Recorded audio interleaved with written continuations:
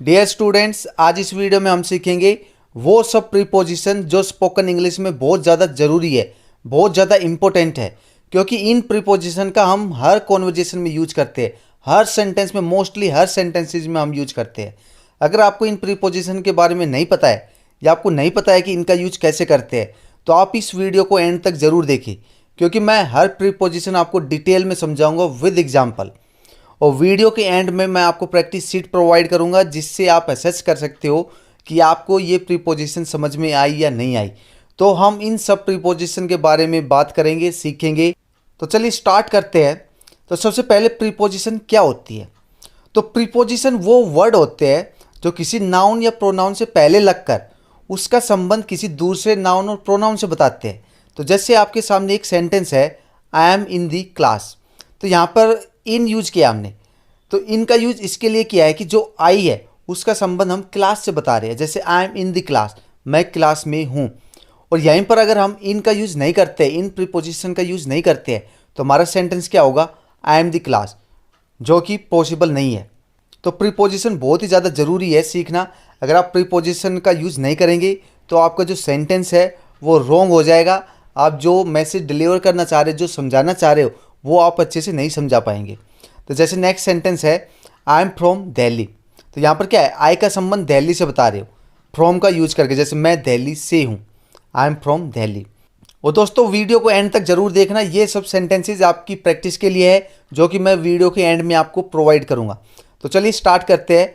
हमारा पहला प्रीपोजिशन है इन, और इन का मतलब होता है में, यानी कि इन सम ऑब्जेक्ट, किसी वस्तु के अंदर, किसी चीज़ के अंदर। जब कोई भी चीज़ किसी वस्तु के अंदर होती है तो उस केस में हम यूज करते हैं इन। जैसे ये आपके सामने एक बॉक्स है, बॉक्स के अंदर गेंद है, तो यानी कि बॉक्स के अंदर गेंद है, तो उस केस में हम यूज करेंगे इन। और इन का सेंस होता है में। और जब कोई चीज़ इससे बाहर जाती है तो हम यूज करते हैं आउट ऑफ। अगर गेंद अंदर है तो इन, अगर कोई गेंद बाहर है तो हम यूज करेंगे आउट ऑफ। जैसे सेंटेंसेस है, मैं कमरे में हूँ, I am in the room. मैं रूम से बाहर गया, I went out of room. मैं रूम से बाहर हूँ, I am out of room. हमने ये किताब में पढ़ा है, we have read it in book, we have read it in book. तो आपने देखा कि जब कोई चीज़ किसी चीज़ के अंदर है तो उस केस में हमने यूज़ किया है इन। अगर कोई चीज़ किसी चीज़ के बाहर है तो उस केस में हमने यूज़ किया है आउट ऑफ। और दोस्तों नेक्स्ट इसका यूज है इनका विद टाइम, समय के साथ में हम यूज करते हैं इनका। जैसे in 2006, in 2012, in summer, in winter, in the morning, in the evening, in January, in March. तो समय के साथ में भी हम यूज करते हैं इनका। जैसे सेंटेंस है, मैं जनवरी में पैदा हुआ, आई वॉज बोर्न इन जनवरी। वो 2022 में घर आएगा, he will come home in 2022। और दोस्तों इनका जो यूज होता है वो हम करते हैं लार्ज प्लेस के साथ में भी। जैसे कोई कंट्री है, कोई सिटी है, टाउन है, यानी जो बड़े बड़े प्लेस है उसके साथ में हम यूज करते हैं इनका। जैसे सेंटेंस है, इन लंदन, इन सारा, इन देहरादून, इन दिल्ली। जैसे मैं आपको एक सिंपल सा सेंटेंस बताता हूँ। अगर आप दिल्ली में रहते हो और दिल्ली के अंदर आप रोहिणी में रहते हो, तो आप किस हिसाब से कहोगे? आप कहोगे I live in Delhi at Rohini. यानी कि इन है वो बड़ी जगह के लिए हम यूज करते हैं, और एट है वो छोटी जगह के लिए यूज करते हैं। तो रोहिणी एक छोटी जगह है दिल्ली के अंदर, तो इसके लिए मैंने यहाँ पर यूज किया है एट। और दिल्ली है वो एक बड़ी जगह है, वो एक सिटी है, तो इसके लिए मैंने यूज किया है इन। जैसे मैं दिल्ली में रहता हूँ, आई लिव इन दिल्ली। वह अमेरिका में पढ़ाई करेगा, he will study in America. तो अमेरिका है वो एक कंट्री है, तो इसके लिए हमने यूज किया इन। और दोस्तों नेक्स्ट है इनटू। इनटू का जो सेंस होता है इसका भी होता है में, बट इसका यूज हम किस तरह से करते हैं? जैसे मैंने आपको कहा कि आई am in room, I am in the room, मैं रूम के अंदर हूँ। अगर आप रूम के अंदर हो बट आप मोशन के अंदर हो, तो उस केस में हम यूज करेंगे इनटू। जैसे मैं आपको एक सिंपल सा एग्जांपल देता हूँ कि मैं नदी में हूँ, I am in the river. अगर मैं नदी के अंदर, मोशन के अंदर हूँ, जैसे मैं कहूँ कि मैं नदी में तैर रहा हूँ, तो यहाँ पर क्या है कि एक मोशन हो रहा है, नदी के अंदर तो हूँ बट मोशन में हूँ, तो मैं यहाँ पर यूज करूँगा into. I am swimming into the river, not in the river, into the river. जैसे सेंटेंसेस है, बच्चे रूम में है, children are in the room. बच्चे रूम में दौड़ रहे हैं, children are running into the room. तो जैसे चिल्ड्रन रूम के अंदर है तो इन यूज किया है, अगर रूम के अंदर दौड़ रहे हैं, मोशन के अंदर है, तो हमने यूज किया है इनटू। मैं नदी में हूँ, I am in the river. मैं नदी में तैर रहा हूँ, I am swimming into the river. तो दोस्तों होप आपको समझ में आया होगा कि जब कोई चीज़ किसी चीज़ के अंदर होती है और मोशन के अंदर होती है तो उस केस में हम यूज करते हैं इनटू। और नेक्स्ट इसका यूज करते हैं हम इनटू का जब आप कोई चीज़ किसी चीज़ में कन्वर्ट करते हो यानी कि बदलते हो। जैसे सपोज मैं एक जादूगर हूँ और मैं कोई पेन है उसको पेंसिल में बदल दिया, तो वहाँ पर हम यूज करेंगे इनटू। जैसे सेंटेंस है I have changed this pen into pencil, I have changed this pen into pencil. जैसे आपने काफ़ी बार ये पढ़ा भी होगा कि निम्न वाक्य का अंग्रेजी में अनुवाद करे यानी कि ट्रांसलेट करे, बदले। Translate the following sentences into English. तो यहाँ पर हमने यूज किया इनटू। जब भी आप कोई चीज़ को बदलते हो और कोई चीज़ किसी चीज़ के अंदर होती है और मोशन के अंदर होती है तो वहाँ पर हम यूज करते हैं इनटू। और दोस्तों नेक्स्ट है विद इन। और विद इन का जो सेंस होता है हिंदी में वो होता है में, और इसका हम यूज़ करते हैं with in A time period. और टाइम पीरियड कैसे यूज करते हैं, जैसे आप कह सकते हो 10 दिन के अंदर, 5 दिन के अंदर, आधे घंटे के अंदर, 1 घंटे के अंदर, यानी कि जो टाइम है उसके अंदर, उससे ज़रा भी ज़्यादा नहीं, उसके विद इन आपको करना है। 10 मिनट यानी कि 10 मिनट के अंदर ही आपको वो काम फिनिश करना है, 10 से ज़्यादा नहीं होनी चाहिए। तो उस केस में हम यूज करते हैं विद इन। जैसे सेंटेंस है 2 दिन के अंदर ये काम पूरा करो, complete this work with in 2 days। मुझे 10 दिन में रिजल्ट चाहिए, I want result with in 10 days। मैं 5 मिनट में आ जाऊँगा, I will come with in 5 minutes। वो 2 दिन में ही वापस आ गया, he came back within 2 days। तो दोस्तों होप कि विद इन का आपको समझ में आया होगा। जब कोई टाइम ड्यूरेशन होती है उसके विद इन हमको कोई काम करना होता है तो उस केस में हम यूज करते हैं विद इन। और दोस्तों नेक्स्ट है बाय। बाय का हम यूज करते हैं ट्रांसपोर्टेशन के लिए, हम यूज करते हैं यानी जो भी यातायाती साधन आप यूज करते हैं तो उस केस में हम यूज करते हैं बाय। जैसे by bus, by car, by train, by plane, यानी जो भी यातायात के साधन हम यूज करते हैं उस केस में हम यूज करते हैं बाय। बस से, कार से, ट्रेन से, प्लेन से। तो फर्स्ट बाय का जो यूज होता है वो होता है से, और नेक्स्ट होता है के द्वारा। वो हम यूज करते हैं पैसिव सेंटेंसेज में। जैसे आप कह सकते हो ये काम राम के द्वारा किया गया, ये काम मेरे द्वारा किया गया, तो उस केस में। और जो नेक्स्ट सेंस है वो है तक।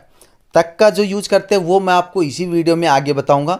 बाकी जो 2 सेंस है उसके बारे में हम सेंटेंसेस देखते हैं।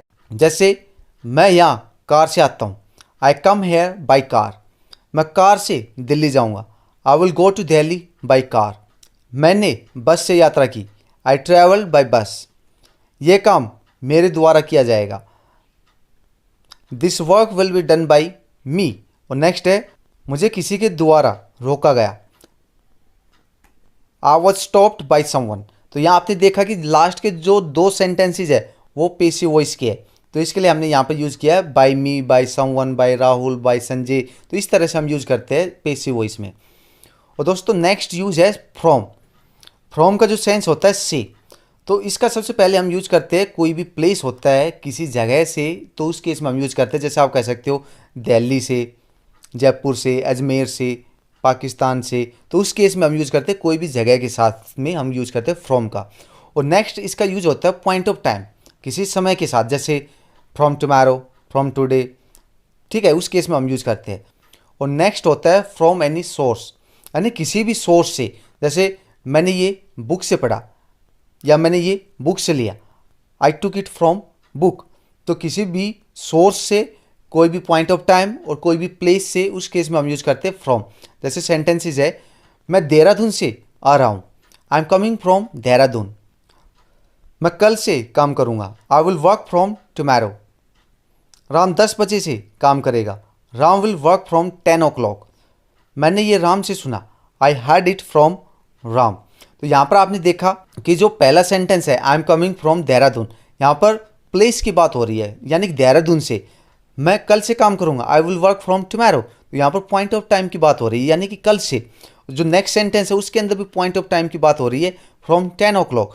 और लास्ट का जो सेंटेंस है I heard it from Ram, तो यहाँ पर कोई सोर्स की बात हो रही है कि ये मैंने जो है वो राम से सुना है। और नेक्स्ट है विद। विद के 2 सेंस होते हैं, पहला होता है से और दूसरा होता है के साथ। जो पहला सेंस होता है वो होता है perform a task with the help of something, यानी जब आप कोई काम किसी दूसरी चीज़ की हेल्प से करते हो। जैसे विद ए नाइफ, नाइफ से, विद ए पेन, पेन से, विद ए सॉवर्ड, सॉवर्ड से। तो यानी कि जब भी आप कोई काम किसी दूसरी चीज़ की हेल्प से करते हो तो उस केस में हम यूज़ करते हैं विद। और दूसरा यूज होता है एक्कम्पनी समवन और समथिंग, जैसे विद राम, विद यू, आपके साथ, राम के साथ, विद ए थिंग, कोई भी थिंग के साथ। तो उस केस में हम यूज करते हैं। जैसे सेंटेंसेज है, मैं मार्कर से लिखता हूँ, आई राइट विद मार्कर पेन, यानी कि आप कोई काम करते हो बट किसी चीज़ की हेल्प से, पेन की हेल्प से करते हो, मार्कर की हेल्प से करते हो, तो इसके लिए हमने यूज़ किया विद। मैंने अपना वीडियो कैमरे से शूट किया, I shoot my video with camera. हम आपके साथ रहेंगे, we will be with you. इस मामले में मैं राम के साथ हूँ, I am with Ram in this matter. तो यहाँ पर देखा कि विद का हमने यूज़ किया है के साथ, और दूसरा विद का हमने यूज़ किया है जैसे कोई भी काम आप किसी चीज़ का यूज करके करते तो उस केस में हम यूज़ करते हैं विद। और दोस्तों नेक्स्ट है सीन्स। तो दोस्तों सीन्स का हम यूज़ करते हैं पॉइंट ऑफ टाइम, या आप कह सकते हो स्टार्टिंग पॉइंट के लिए। और इसका जो सेंस होता है हिंदी में वो होता है कब से, जैसे scenes 2 AM, scenes 2 o'clock, scenes 3 o'clock, scenes 1998, scenes 2005, scenes 2009। और इनका यूज़ जैसे हम जो वीकडेज होते हैं उसके साथ में यूज करते हैं, जैसे scenes Monday, scenes Tuesday, scenes Sunday. तो स्टार्टिंग पॉइंट क्या होता है, जैसे आपने कोई काम करना स्टार्ट किया 12 बजे और आपने 12 से 2 बजे तक वो काम किया, तो आपका स्टार्टिंग टाइम क्या है 12 बजे। तो 12 बजे के साथ में आप यूज करोगे सीन्स 12 o'clock। और जब आपको अवधि बतानी हो, जैसे 12 से 2 बजे तक आपने काम किया, तो ड्यूरेशन क्या है, अवधि क्या है, 2 घंटे की है। अगर आप शो करना चाहते हो कि 2 घंटे मैंने काम किया, तो उस केस में आप यूज करोगे 2 hours। तो उस केस में आपको 12 यूज नहीं करना है। अगर 12 आप स्टार्टिंग पॉइंट यूज करते हो तो उस केस में आपको सीन्स, अगर आप कोई भी टाइम है उसकी ड्यूरेशन शो करते हो, अवधि शो करते हो, तो उस केस में हम यूज करते हैं 4। तो जैसे सेंटेंसेज है सीन्स के ऊपर, मैं सुबह से काम कर रहा हूँ, I have been working since morning. वह सोमवार से प्रयास कर रहा है, he has been trying since Monday. वह आज सुबह से तुम्हारा इंतज़ार कर रही है, she is been waiting for you since this morning. मैंने पिछले हफ्ते से उससे बात नहीं की है, I haven't talk to her since last week. तो यहाँ पर इन सब सेंटेंसेज में आपने देखा कि स्टार्टिंग टाइम की हमने बात की है कि सिंस मंडे, मंडे से, सिंस मॉर्निंग शूबह से, सिंस दिस मॉर्निंग आज सुबह से, since last week last week से। और नेक्स्ट 4 का है, जैसे मैंने आपको ऑलरेडी बताया है कि ड्यूरेशन शो करने के लिए यूज करते हैं कि कितनी देर से आप वो काम कर रहे हो, जैसे for 2 seconds, for 2 minutes, for 2 hours, for 2 days, for 2 months, for 2 years, for 2 centuries, और for a long, for a while, for many days, for many hours, for many months, for many years. जो जैसे sentences है, मैं 2 घंटे से पढ़ाई कर रहा हूँ, I have bin studying for 2 hours। तो यहाँ पर आपने स्टार्टिंग पॉइंट यूज नहीं किया है, यहाँ पर आपने ड्यूरेशन बताई है, अवधि बताई है कि आप 2 घंटे से पढ़ाई कर रहे हो। वह कई दिनों से कोशिश कर रहा है, he has been trying for many days. मैं 2 घंटे से तुम्हें कॉल कर रहा हूँ, I have been calling for 2 hours। वो 3 दिन से लापता है, he has been missing for 3 days। तो यहाँ पर आपने सब सेंटेंसेज में देखा कि हमने अवधि बताई है हमने, तो इसके लिए हमने यूज़ किया है 4। और दोस्तों नेक्स्ट है थ्रू। तो सबसे पहले आपको इसको थ्रो नहीं बोलना है, ये है थ्रू। और थ्रू का मतलब होता है सी। तो पहला इसका यूज है to see through some object, यानी कि जब आप किसी ऑब्जेक्ट से आर पार देख सकते हो, तो उस केस में हम यूज करते हैं थ्रू। जैसे थ्रू द ग्लास, ग्लास से, थ्रू ए विंडो, विंडो से, यानी कि आप इसमें देख सकते हैं, आर पार देख सकते हैं, तो इस केस में हमने यूज़ किया है थ्रू। नेक्स्ट है थ्रू ए नैरो पैसेज। और दूसरा जो यूज होता है वो होता है थ्रू ए नैरो पैसेज, यानी कि जब भी आप कोई ऐसी चीज़ से गुजरते हो या कोई भी ऐसी चीज़ से गुजरता है तो जो यानी कि बहुत ज़्यादा नैरो है, बहुत ज़्यादा सकड़ी है। जैसे थ्रू ए पाइप, जो पाइप है वो बहुत ज़्यादा नैरो है, तो उससे गुजरते हैं, तो उस केस में हम यूज करेंगे थ्रू। ठीक है, हम फ्रॉम यूज नहीं करेंगे, से नहीं, थ्रू यूज करेंगे, through a pipe, through a street. तो जैसे सेंटेंसेज है, मैं ग्लास से देख सकता हूँ क्योंकि ये पारदर्शी है, I can see through the glass as it is transparent, यानी कि आप जो ग्लास है उससे आर पार देख सकते हो, तो इसके लिए आपने यूज किया है थ्रू। मैं इस छेद के जरिए अंदर देख सकता हूँ, I can see inside through this hole, यानी कि आप आर पार देख सकते हैं, जो होल है उससे आप आर पार देख सकते हैं, तो इसके लिए हमने यूज किया है थ्रू दिस होल। हम भूमिगत रास्ते से गए, we went through the underground way, we went through the underground way. पानी इस पाइप से गुजर रहा है, water is passing through this pipe, water is passing through this pipe.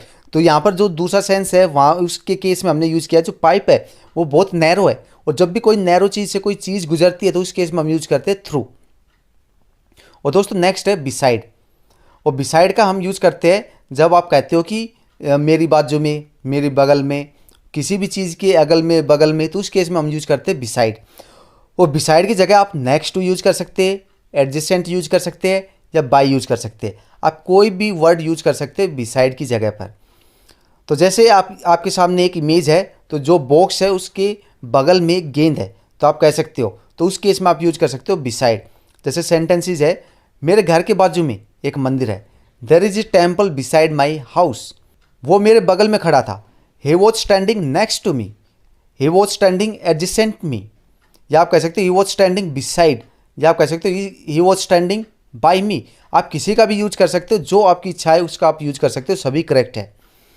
और नेक्स्ट है बिसाइड्स। तो दोस्तों अगर हम बिसाइड के बाद में एस लगा देते हैं तो वो हो जाता है बिसाइड्स, और उसका जो सेंस होता है वो हो जाता है के अलावा।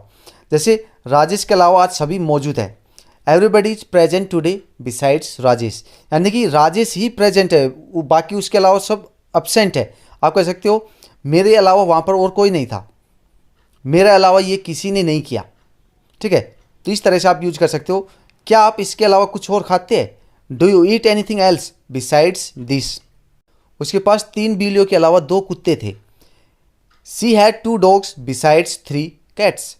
और दोस्तों नेक्स्ट है ऑन। और ऑन का जो यूज होता है वो होता है पर।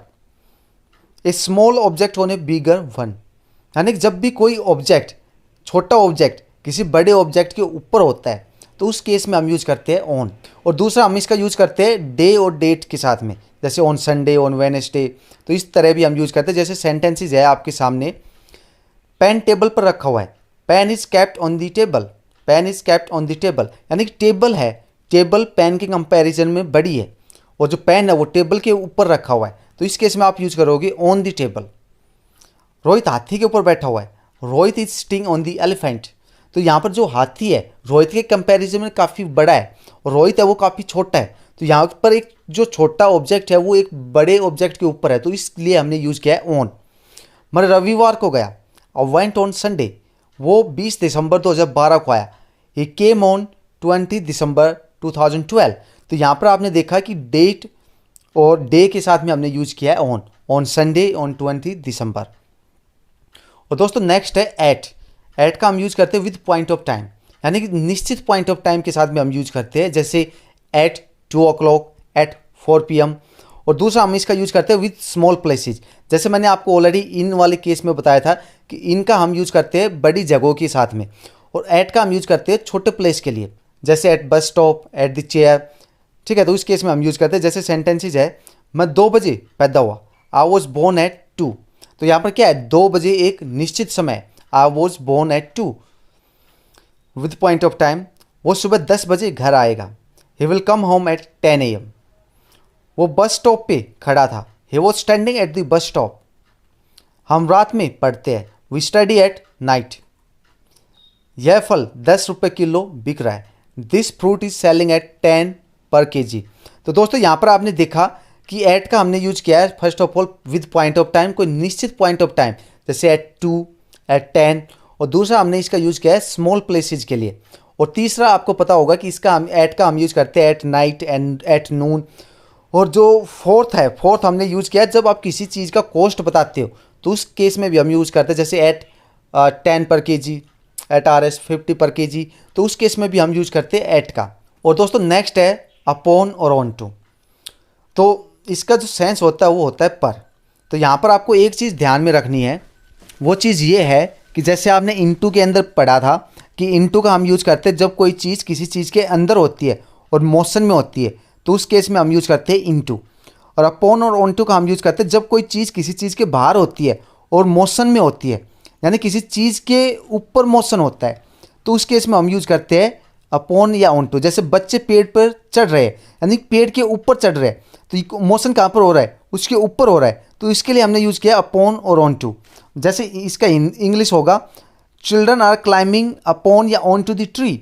Children are climbing onto upon the tree. बिल्ली टेबल से चेयर पर कूदी, यानी बिल्ली बैठी हुई थी, उसने एकदम से जंप मारा चेयर के ऊपर, तो मोशन कहाँ पर हुआ, चेयर के ऊपर हुआ है, तो इसके लिए हम यहाँ पर यूज करेंगे अपॉन और ऑन टू। जैसे सेंटेंस है इंग्लिश में, the cat jumped onto upon the chair. The cat jumped onto upon the chair. हम छत पर चढ़ गए। We climbed onto upon the roof. आप किसी का भी यूज कर सकते हैं। और दोस्तों नेक्स्ट है टिल बाय अप टू। जैसे मैंने आपको पहले बताया था कि बाय का एक सेंस और होता है तक, तो वो इसमें हम बात करेंगे टिल बाय अप टू। मैं आपको संडे तक मिलूंगा। I will meet you till Sunday, up to Sunday, by Sunday. जैसे आप कह सकते हो मैं ये 10 बजे तक कर दूंगा। I will do that by 10, till 10, up to 10। तो उस केस में आप यूज कर सकते हो जब भी कोई सेंस होता है तक। जैसे मैं आपको संडे तक मिलूंगा, I will meet you till Sunday, up to Sunday, by Sunday. और दोस्तों नेक्स्ट हम इनका यूज़ करते हैं, जैसे आपने देखा होगा कि बहुत बार 50% तक की छूट, तो उस केस में भी हम यूज़ करते हैं जैसे up to 50% discount, up to 50% discount. तो होप कि आपको समझ में आया होगा टिल बाय अप टू का हम यूज कैसे करते हैं। और दोस्तों नेक्स्ट है विदाउट। विदाउट का जो सेंस होता है वो होता है के बिना, यानी किसी चीज़ के बिना, किसी वस्तु के बिना। जैसे हम पानी के बिना नहीं जी सकते, यानी कि आप पानी के बिना नहीं जी सकते। तो क्या हुआ, यानी किसी चीज़ के बिना। जैसे सेंटेंस होगा we can not live without water, we can not live without water. मैं तुम्हारे बिना कुछ नहीं हूँ। I am nothing without you, I am nothing without you. मैं दूध के बिना चाय नहीं पी सकता। I can not drink tea without milk, I can not drink tea without milk. और दोस्तों नेक्स्ट है अक्रॉस। अक्रॉस का हम यूज करते हैं किसी चीज़ के पार, अक्रॉस समथिंग। जैसे आप समझिए कि ये रोड है और रोड के उस सामने गेंद है और आप इस सामने है, तो आप उसको क्लियरली देख सकते हो, रोड के आर पार देख सकते हो। तो उस केस में हम यूज़ करते हैं अक्रॉस। जैसे सेंटेंस है आप इस दीवार के पार नहीं देख सकते। You can not see across this wall, you can not see across this wall. मेरी दुकान सड़क के उस पार है। My shop is across the road, my shop is across the road. यानी कि आपकी जो शॉप है वो रोड के उस साइड है और उस साइड के यानी कि आप आर पार क्लियरली देख सकते हो। तो उस केस में हम यूज़ करेंगे across. My shop is across the road. यह खबर पूरे देश में फैल गई। The news has spread across the country.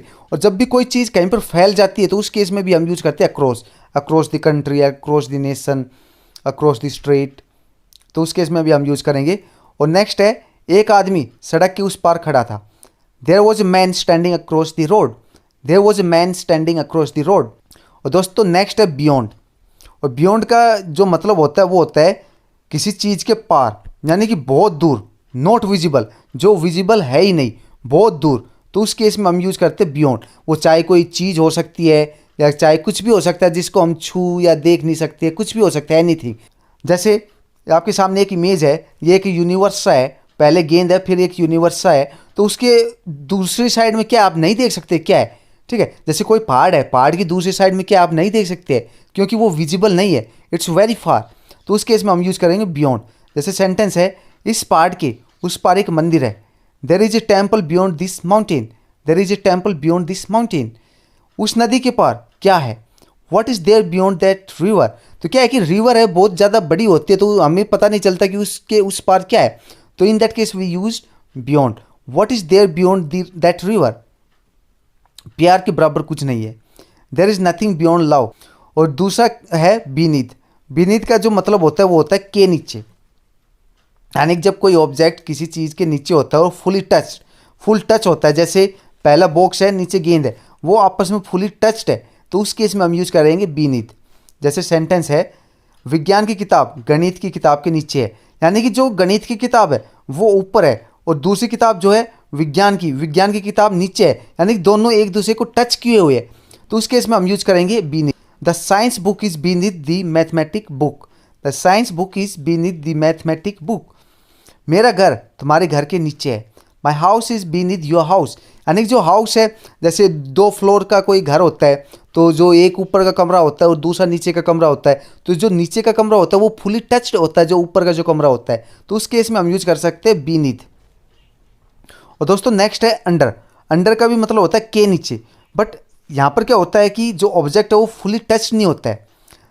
जैसे ये बॉक्स है और उसके दूसरे साइड में गेंद है तो वो फुली टच नहीं है। जैसे मैं आपको एक एग्जांपल देता हूँ कि कोई चेयर है और चेयर के नीचे एक पेन रखा हुआ है, तो पेन चेयर को फुली टच नहीं कर रखा है, तो उस केस में आप कैसे यूज कर सकते हो अंडर। और मैं आपको एक दूसरा एग्जांपल और देता हूँ कि जैसे कोई पेड़ है, आप पेड़ के नीचे बैठे हुए हो तो आप पेड़ की जो टहनी है उसको फुली टच नहीं कर रखी है आपने, तो उस केस में आप यूज कर सकते हो अंडर। जैसे सेंटेंसेज है कलम कुर्सी के नीचे है। The pen is under the chair. बच्चे पेड़ के नीचे खेल रहे हैं। Children are playing under the tree. मैं पंखे के नीचे हूँ। I am under the fan. Ram पलंग के नीचे छुपा है। Ram is hidden under the bed. यानी कि बेड के नीचे छुपा है, लेकिन उसका जो फिजिकल कांटेक्ट कुछ भी नहीं है बेड के साथ में, वो बेड से टच नहीं है, तो इसके लिए हमने यूज़ किया है अंडर। और दोस्तों नेक्स्ट है बिलो। बिलो का मतलब होता है के नीचे, इसका भी मतलब होता है के नीचे, बट इसका जो यूज होता है वो हम करते हैं जब आप कोई शो करते हो कि किसी लिस्ट में नीचे, और या आप शो करते हो कोई परसेंटेज या रेशियो आप शो करते हो, तो उस केस में यूज करते हैं। जैसे सेंटेंसेज है, मेरा नाम सूची में आपके नाम के नीचे है। My name is below your name in the list. यानी कि लिस्ट में जो मेरा नाम है आपके नाम से नीचे है। और परसेंटेज के लिए भी हम यूज करते हैं, जैसे 18 से नीचे की अनुमति नहीं है। Below 18 are not allowed. जैसे आप कह सकते हो उसने 80% से नीचे मार्क्स गेन किए, ऑब्टेन किए, तो यहाँ पर हम यूज करेंगे बिलो 80%। बिलो 80%। तो जहाँ पर परसेंटेज और रेशियो की बात होती है वहाँ पर भी हम यूज करते हैं बिलो। और दोस्तों नेक्स्ट है अबव। तो दोस्तों अबव का हम यूज करते हैं अबव इन द लिस्ट। यानी जब भी आप बात करते हो लिस्ट की और लिस्ट में सबसे ऊपर। और दूसरा यूज होता है about the level of some surface. यानी जो कोई सरफेस होता है उसके ऊपर जब डिस्टेंस ज़्यादा होती है। तो दोस्तों यहाँ पर मैं आपको क्लियरली बता देता हूँ, जब कोई भी ऑब्जेक्ट की जो डिस्टेंस होती है वो ज़्यादा होती है सरफेस से, तो उस केस में हम अबव यूज करते हैं। और जो डिस्टेंस कम होती है तो उस केस में हम यूज करते हैं ओवर। जैसे मैं आपको एक एग्जांपल देता हूँ कि कोई एरोप्लेन है, वो आपके एग्जैक्ट सर के ऊपर तो चल नहीं रही है, काफ़ी डिस्टेंस होती है, तो उस केस में हम यूज करेंगे अबव। बट जो फैन है, फैन तो क्या है कि एग्जैक्ट आपके जो सर है उसके ऊपर चलता है, तो वहाँ पर हम यूज करेंगे ओवर। तो होप कि ये जो डिफरेंस है आपको समझ में आया होगा, क्योंकि इसके बाद में हम बात करने वाले हैं ओवर। तो जैसे सेंटेंस है, मेरा नाम सूची में आपके नाम के ऊपर है। My name is above your name in the list. विमान सिर के ऊपर से उड़ रहा है। The plane is flying above our head. तो यहाँ पर जैसे मैंने आपको बताया कि जो डिस्टेंस ज़्यादा है किसी सरफेस से, तो हम यूज़ करेंगे अबाउ। और नेक्स्ट है ओवर। तो जैसे ओवर का जैसे मैंने आपको ऑलरेडी बता दिया है कि जो डिस्टेंस है वो बहुत कम है, तो उस केस में हम यूज़ करेंगे ओवर। पंखा हमारे ऊपर चल रहा है। The fan is running over S. मैं रस्सी के ऊपर से कूद गया। आई जम्प्ड ओवर द रोप। और नेक्स्ट है डूरिंग। डूरिंग का हम यूज़ करते हैं के दौरान। जैसे छुट्टियों के दौरान मैं दिल्ली में था। I was in Delhi during vacations. हम ब्रेक के दौरान सचिन से मिल सकते हैं। We can meet Sachin during the break. तो यानी जब भी सेंस होता है के दौरान, तो उस केस में हम यूज़ करते हैं डूरिंग। और नेक्स्ट है बिटवीन। और दोस्तों बिटवीन का हम यूज़ करते हैं, और इसका जो सेंस होता है वो होता है के बीच में। यानी जब दो ऑब्जेक्ट के बीच की बात हो, तो उस केस में हम यूज़ करते हैं बिटवीन। और जब दो से ज़्यादा चीज़ के बीच की बात होती है, तो उस केस में हम यूज़ करते हैं अमंग। तो जैसे सेंटेंस है, there is a competition between Sanjay and Ajay. तो यहाँ पर क्या है कि दो इंसान के बीच में कंपटीशन है, संजय एंड अजय। तो आपको ध्यान रखना है, बिटवीन का मतलब होता है के बीच में, बट दो चीज़ या ऑब्जेक्ट के बीच में। और नेक्स्ट है अमंग। अमंग का भी सेम सेंस होता है के बीच में, बट यहाँ इसका हम यूज करते हैं जब दो से ज़्यादा चीज़ के बीच की हम बात करते हैं, तो उस केस में हम यूज करते हैं अमंग। जैसे there is a competition among Sanjay, Rajesh and Pooja, की जो कंपटीशन है वो है संजय, राजेश और पूजा के बीच में। तो यहाँ पर 3 लोग हैं, तो इसके लिए हमने यूज़ किया है अमंग। तो दोस्तों ये हमारी वीडियो थी। जितनी भी इंपॉर्टेंट प्रीपोजिशन है स्पोकन इंग्लिश में, वो सभी प्रीपोजिशन थी। दोस्तों अगर आपको सब प्रीपोजिशन समझ में आई अच्छे से, तो जितने भी सेंटेंसेज आपके स्क्रीन के सामने हैं, तो उन सब सेंटेंसेज को आप इंग्लिश में ट्रांसलेट कीजिए। ट्रांसलेट करने के बाद आप अपने आंसर चेक कीजिए कि आपके आंसर सही है या गलत है। अगर आपका कोई आंसर गलत होता है, तो आप फिर से वीडियो को स्टार्टिंग से देखिए और एंड तक देखिए, जब तक आपको हर चीज़ अच्छे से समझ ना आ जाए, जब तक इस वीडियो को आप देखते रहिए। बिकॉज दोस्तों वीडियो बहुत ज़्यादा इंपॉर्टेंट है, प्रीपोजिशन बहुत ज़्यादा इंपॉर्टेंट है, और इन सभी सेंटेंसेस की इंग्लिश मैं डिस्क्रिप्शन में आपको दे दूंगा, वहाँ पर आप चेक कर सकते हो। और दोस्तों अगर आपको वीडियो अच्छी लगी तो please like share this video and subscribe to my YouTube channel English with Rajesh. Thank you very much. See you in the next video.